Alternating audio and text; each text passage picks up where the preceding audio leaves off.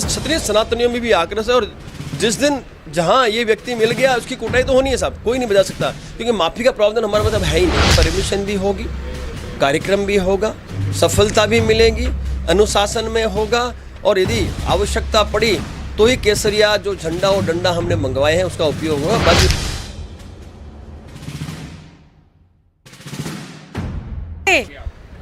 नहीं, प्रशासन और सरकार को हमने संज्ञान में डाल दिया है कि 12 तारीख को महाराणा सांगा जी की जन्म जयंती का आयोजन है।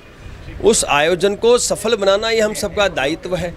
और ये तो गर्व की बात है, सौभाग्य की बात है कि इस बार आगरा में लाखों की तादाद में यहाँ भक्तगण आएंगे, सनातनी आएंगे और इस आयोजन को सफलतापूर्वक संपन्न करेंगे। अब बात रही कि इसकी आवश्यकता क्यों पड़ी। भाई, रक्त स्वाभिमान सम्मेलन की घोषणा हमारे राष्ट्रीय युवा प्रकोष्ठ के अध्यक्ष हैं श्री ओकेंद्र राणा जी द्वारा की गई, और उसके बाद ये जो मैदान है उसकी भी घोषणा की गई।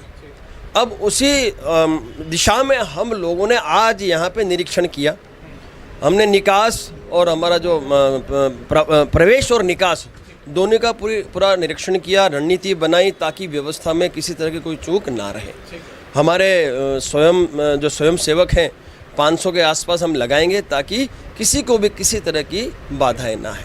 अब मैं कई अपेक्षाएं लेके उस दिन हमारी पूरी की पूरी जो टीम है वो मैदान में उतरेगी। अपेक्षाएं वो लिखित में मैं आपको सौंप दूंगा, मीडिया जगत को हम दे देंगे, एक दो दिन में हमारी प्रेस कॉन्फ्रेंस हुई उसमें दे देंगे हम।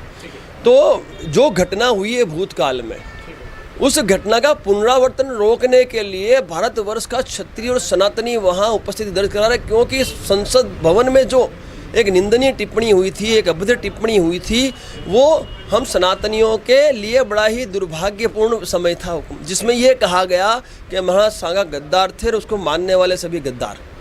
तो अब इस तरह से तो कब तक हम सहन करेंगे और कब तक माफिया इनको देते रहेंगे। तो ये माफियों का जो एक सिलसिला है उसे रोकने के लिए भी बड़ी संख्या में उपस्थिति दर्ज करना उस दिन अनिवार्य है। तो आज मैं आप सबके बीच उपस्थित हुआ हूँ और अगले 5 दिन तक मैं यहाँ आसपास के गाँव में नुक्कड़ मीटिंगें करूँगा, मैं यात्राएँ करूँगा, लोगों को मैं जगाऊँगा, लोगों को आमंत्रित करूँगा और लोगों की बड़ी संख्या में उपस्थित करने में पूरा योगदान दूँगा। बाकी बड़ा अच्छा माहौल बना हुआ है, क्योंकि हमारी जो अपेक्षा है वो अपेक्षा है संवैधानिक है और उन अपेक्षाओं पे हमें सहमति बनवाए बिना इस मैदान को छोड़ना नहीं है। और संख्या की कोई कमी होगी नहीं। अपेक्षाएं जो है वो है हमारी, उस दिन हम आपको बता देंगे, लिखित में भी भेज देंगे। और रहा जो परमिशन को लेके जो प्रश्न हैं आप लोगों के, तो सब परमिशन भी होगी, कार्यक्रम भी होगा, सफलता भी मिलेगी, अनुशासन में होगा, और यदि आवश्यकता पड़ी तो ही केसरिया जो झंडा और डंडा हमने मंगवाए हैं उसका उपयोग होगा। बाकी उसका उपयोग में नहीं, हम केसरिया झंडा और डंडा हमने मंगवाया है क्योंकि उसका कारण है भाई, हम यहाँ एक सम्मेलन करने जा रहे हैं। जिस तरह से भूतकाल में हमारे योद्धाओं पे हमला हुआ, कहीं हमला हो जाए तो भाई रक्षा तो करनी पड़ेगी, हमें भी अधिकार है रक्षा करने का। तो हमने जो कहा है उस पर आज भी हम कायम हैं और उस दिन श्री ओकेंद्र राणा जी के द्वारा प्रस्तावना रखा जाएगा, पूरी की पूरी अपेक्षा रखी जाएगी, पूरी बात रखी जाएगी, अल्टीमेटम रखा जाएगा। और उनके साथ जो उपस्थित रहेंगे वो हमारे वीरू प्रताप सिंह जी जो करणी सेना भारत के राष्ट्रीय अध्यक्ष वो भी उपस्थित रहेंगे, सन्नी जी भी रहेंगे, और उनकी पूरी की पूरी जो उस दिन जो जख्मी हुए थे बच्चे वो सभी योद्धा वहाँ उपस्थित रहेंगे और अपनी अपेक्षा सरकार तक पहुँचाने में अपना योगदान देंगे। एक चीज़ बताओ, आपने कहाँ एक वो मर्यादा पुरुषोत्तम का नाम आगे लगा दिया, सुमन लाल बोलिए उसे, वो उस शब्द के लिए उपयुक्त व्यक्ति नहीं है, आप सुमन लाल बोलिए। सुमन लाल एक ऐसा व्यक्ति है जो इस भारत का नागरिक नहीं है साहब, वो बाबर की पैदाइश है, वो बाबर का बीज है साहब, समझिए। और बाबर की पैदाइश ही ऐसा वक्तव्य दे सकती है, तो दुर्भाग्य है कि ऐसा व्यक्ति देश के सर्वोच्च जो पंचायत संसद भवन में पहुंच गया है साहब। तो हमने जो अपेक्षा है उसमें ये भी हमारी एक अपेक्षा है जो आपको जानने मिलेगी कि ऐसे लोगों की सदस्यता ना हो, और भविष्य में यदि ऐसा कोई व्यक्ति, वैसे तो हम इस लायक किसी को छोड़ेंगे ही नहीं कि भविष्य में कोई अभद्र टिप्पणी करे, लेकिन यदि कोई करता भी हमारे महापुरुषों पे, हमारे देवी देवताओं पे, हमारे धार्मिक ग्रंथों पे, तो अब क्या है, हड्डी तोड़ कुटाई उसी जगह करने का प्रावधान हम लोग कर रहे हैं, तो चाहे वो संसद भवन हो, चाहे विधानसभा भवन हो। मैं तो कहता हूँ वहाँ जो सनातनी है, जो जनप्रतिनिधि जो चुन के आए हैं, वो भी तो इनकी हड्डी तोड़ कुटाई कर सकते हैं भाई, जब तक इनको भय नहीं होगा। अरे वही तो दुख है हमें कि वहाँ जनप्रतिनिधि उपस्थित होने के पश्चात भी वो इतनी निंदनीय टिप्पणी कर गया और उसकी हड्डी तोड़ कुटाई नहीं हुई। लेकिन भविष्य में हो सकता है हमारे इस मूवमेंट के बाद ऐसा कोई जनप्रतिनिधि वहाँ पहुँच जाए जो हमारी सोच रखता हो, वो कुटाई कर भी देगा हुक्म। और मैंने कहा ना हुक्म, हमारे समस्त क्षत्रिय सनातनियों में भी आक्रोश है। और जिस दिन जहाँ ये व्यक्ति मिल गया उसकी कुटाई तो होनी है साहब, कोई नहीं बजा सकता, क्योंकि माफ़ी का प्रावधान हमारे पास अब है ही नहीं। देखो संविधान का डर उन्हें लगता है क्या? नहीं लगता है। संविधान का डर लगता है तो वो संसद भवन में इतना निंदनीय वक्तव्य देते? नहीं देते।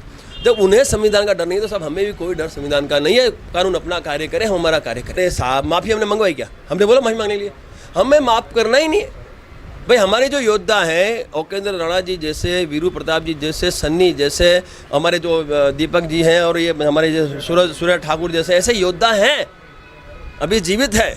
वो योद्धा अब भय है ना, भय का माहौल व्याप्त करेंगे ताकि हमारे महापुरुषों का और हमारे देवी देवताओं का, हमारे धार्मिक ग्रंथों का हम स्वाभिमान की रक्षा कर सकें।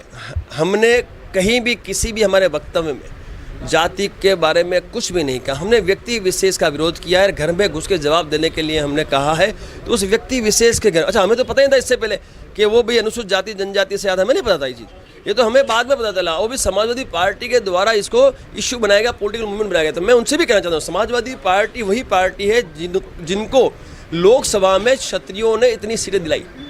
तो हमें आता है, हमें यदि चढ़ाना आता है तो हमें गिराना भी आता है। ये वही समाजवादी पार्टी है जिसने राज शेखावत की इस पगड़ी के अपमान पर ट्वीट किया था और क्षत्रियों के वोट बटोरे थे।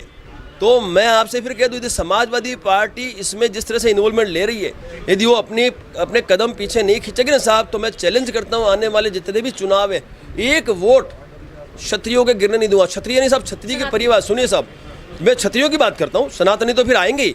मैं क्षत्रियों की बात इसलिए करता हूँ क्योंकि मेरी जो करनी सेना है वो क्षत्रिय करनी सेना है, और हम समस्त क्षत्रिय, जो भी क्षत्रिय की परिभाषा में आता है, भले वो ओबीसी का लाभ लेता है, छोटा क्षत्रिय, पिछड़ा हुआ क्षत्रिय है ना, वो सारे क्षत्रियों को हम हमारे साथ रखते हैं। तो ऐसे करोड़ों 22 से 25% क्षत्रिय उत्तर प्रदेश में साहब, ये तमाम प्रत्येक क्षत्रिय इस समाजवादी पार्टी का विरोध वोट के माध्यम से करेगा। इनका एकमात्र हथियार है साहब, इनको रोकने का एकमात्र हथियार है, वो है वोट की चोट, वोट का, इनकी पार्टी का बहिष्कार। यदि ये इसी तरह से यदि आगे भी इनका करेगा, हम आपको वादा करते हैं, इनकी ताकत नहीं है ये उत्तर प्रदेश में जीत के, उत्तर प्रदेश नहीं पूरे भारतवर्ष में, क्योंकि करनी भारतवर्ष में, पूरे भारतवर्ष में इनको मत की चोट देने के लिए हम तैयार हैं। परिस्थितियों का ऐसा निर्माण हुआ जिसके चलते वो जो हमारा युवा है, योद्धा है, वो कहीं ना कहीं हतोत्साहित हो गया और उसने हमसे संपर्क नहीं कर पाया। परेशानियाँ, परिस्थितियाँ ऐसी थी और कुछ ऐसे स्टेटमेंट जो पॉलिटिकल मूवमेंट चल गया होगा, पॉलिटिकल इश्यूज हुए होंगे। बाकी शेर सिंह राणा जी ने जो स्टेटमेंट दिया, वो स्टेटमेंट उन्हें नहीं देना चाहिए था। मैं ये कहना चाहता हूँ, जब हम लोग डे 1 से इस मूवमेंट को चला रहे हैं तो वो हमारे लिए आदर्श हैं, हम उनकी इज्जत करते हैं। उन्हें पता है राज शेखावत, मेरे और शेर सिंह के संबंध तो बहुत मधुर संबंध है, और मैंने उनसे फ़ोन पे बात भी की थी कि आप एक बार फिर इस वक्तव्य पे आप खंडन करें, और हमारी चर्चा भी हुई थी। किंतु क्या हुआ कि फिर माहौल ऐसा क्रिएट हो गया और हतोत्साहित होकर हमारे उस योद्धा ने ये स्टेटमेंट दिया। लेकिन आपने देखा होगा, अपने वर्ड्स उसने नेक्स्ट डे वापस ले लिए।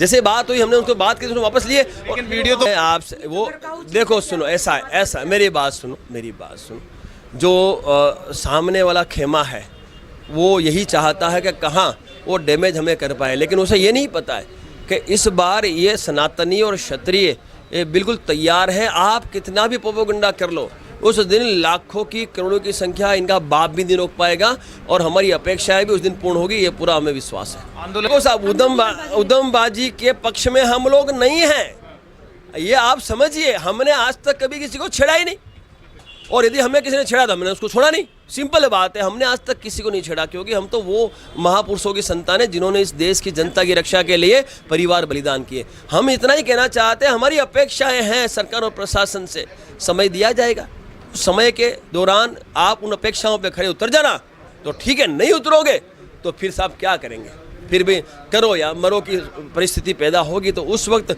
जो निर्णय हमें करना चाहिए वो निर्णय हम करेंगे, और पीछे मुड़ के नहीं देखेंगे। भाई भले ना आप फिर कानूनी कार्रवाई करो, चाहे गिरफ्तारियां करो, लाखों करोड़ की संख्या गिरफ्तार के जेल में भर देना, हमें कोई आपत्ति नहीं है। हम हमारे संस्कृति की रक्षा के लिए, मैं कह रहा हूँ साहब, हम इस संस्कृति की रक्षा के लिए किसी भी हद तक जाने के लिए तैयार हैं, फिर चाहे हम जख्मी हों, चोटें लगे, या फिर देखो मौत एक दिन आनी है सबको। है ना। यदि आप धर्म की रक्षा के लिए, अपने महापुरुषों की रक्षा के लिए, देवी देवताओं के सम्मान के लिए, धार्मिक ग्रंथों के सम्मान के लिए यदि शहीद भी हो जाते हैं साहब, इससे बड़ी कोई मौत नहीं हो सकती। बट वो नौबत नहीं आएगी, वो नौबत नहीं। मुझे पता है सरकार, प्रशासन संवेदनशील है, वो समझता हमारी भावना को और हमारी अपेक्षाओं पर खरा उतरेगा। आज की सबसे बड़ी और धमाकेदार खबर, करणी सेना के राष्ट्रीय अध्यक्ष राज शेखावत की ओर से एक बड़ा बयान सामने आया है। राज शेखावत ने रामजी कल्ला सुमन को लेकर सख्त लहजे में कहा है, अब ये जहां भी दिखेगा वहीं इसकी कुटाई शुरू कर दी जाएगी। जी हाँ, ये बिल्कुल सच है। करणी सेना अब खुलकर मैदान में उतर आई है। पूर्व बीएसएफ जवान और वर्तमान में करणी सेना के राष्ट्रीय अध्यक्ष राज शेखावत ने समाज विरोधी तत्वों के खिलाफ कड़ा रुख अपनाया है। उन्होंने स्पष्ट शब्दों में कहा है कि समाज विरोधी बातें अब किसी भी कीमत पर बर्दाश्त नहीं की जाएंगी।